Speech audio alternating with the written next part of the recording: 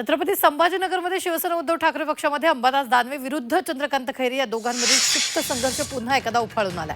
उमेदवारांची निवड करताना अंबादास दानवेंनी डावलल्याचा आरोप माजी खासदार चंद्रकांत खैरेंनी केला।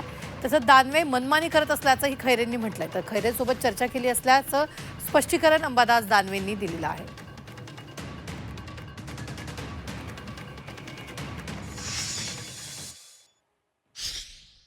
मला विचारलंच नाही अजिबात। मला ती यादी जी झाली ना, मी आज सामनात पाहिली, 99 लोकांची यादी झाली ती मी सामनात पाहिल्यानंतर मी पाहिलं की बाबा कोण कोण कसे उमेदवार दिले।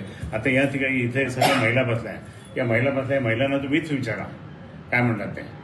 शिवसेना प्रमुखांनी आम्हाला सांगितलं होतं की महिला तुम्हाला त्या ठिकाणी महिला आघाडी काम करत नाही का? करतात। मग तुमच्या पाठीमागे जय भवानी जय शिवाजी म्हणणाऱ्या त्या महिलांना काही तिकीट द्यायचं नाही का? त्यांनी मुद्दाम मग ही सगळी प्रक्रिया पूर्ण करताना तुम्हाला अजिबात विचारलं नाही। मला अंबादास दानवेंनी पूर्ण यादी मी सामनात पाहिलंय आणि अजूनपर्यंत मला ते डिक्लेअर केलं नाही, म्हणजे दाखवलं नाही की हा माझा अपमान आहे। मी वरिष्ठ आहे, त्यापैकी शिवसेना नेता आहे, माझा अपमान आहे। माझा असा अपमान करत असेल तर मी इतकं कष्ट करून त्या ठिकाणी टिकून एकनिष्ठ राहून मग मला हे फळ मिळतं का? आता असं मला असं वाटतं वेळ अतिशय कमी आहे। आता मीही खैरे साहेबांसारखंच कॅमेरासमोर बोलावं की नाही बोलावं असा माझ्या मनात नक्की प्रश्न आहे।